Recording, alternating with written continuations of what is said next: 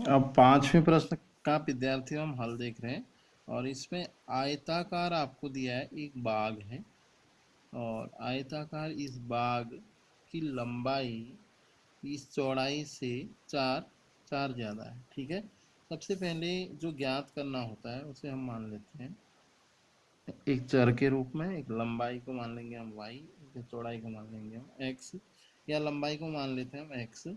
माना कि लंबाई बराबर x मीटर, ठीक हो गया, और बाग की चौड़ाई बराबर ये y मीटर मान ली। अब प्रश्नानुसार, प्रश्न में जो कहा है कि प्रश्नानुसार दिया क्या है, बाग की लंबाई चौड़ाई से चार अधिक है या ज़्यादा है, कह सकते हो। ये लंबाई जो है ये चौड़ाई से, ये चौड़ाई है से चार ज़्यादा है, तो इससे चार जोड़ देंगे प्लस फोर करेंगे तभी ये क्या होगी, इक्वेशन बनेगी, अर्थात ही एक बराबर वैल्यू आएंगी।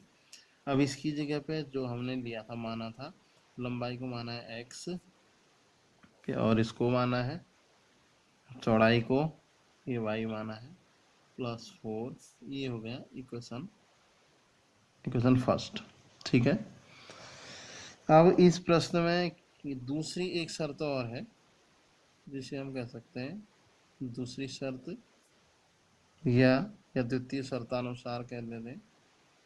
ये शर्त क्या है, बाग का आधा या अर्ध परिमाप, अर्ध जो परिमाप है वह कितना है, वो 36 मीटर, 36 मीटर।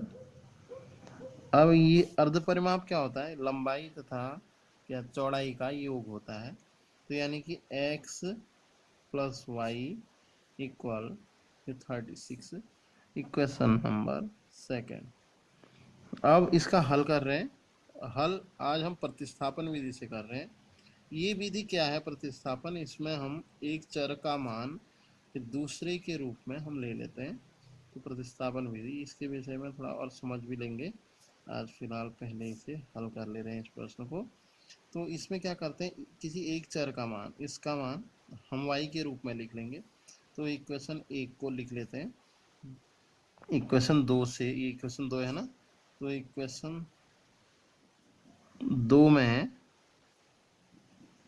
किसका, x का मान हम y के पदों में लिख रहे हैं, में रखने पर इसका हल हो जाएगा।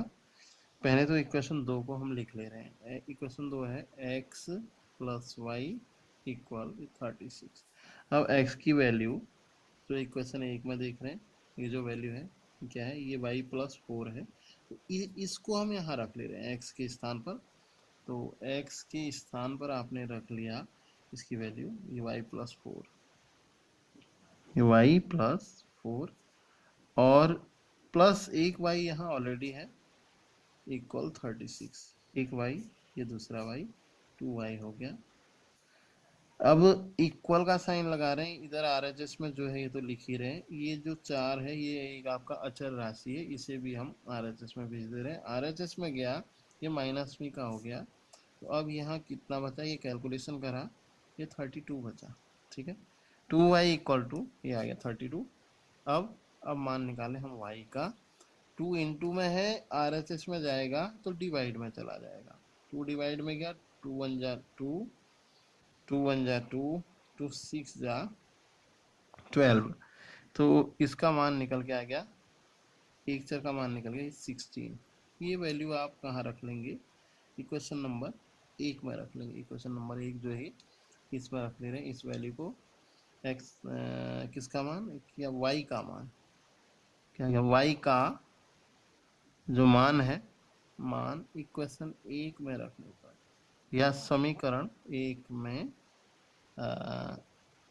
ये क्या रखने पर, इसमें मान रख दिया। समीकरण एक थी x इक्वल टू क्या y प्लस फोर, क्या y के स्थान पर इसका मान 16 + 4 यानी कि 20 आ गया। बस ये सॉल्यूशन हमें क्या हो गया, प्राप्त हो गया।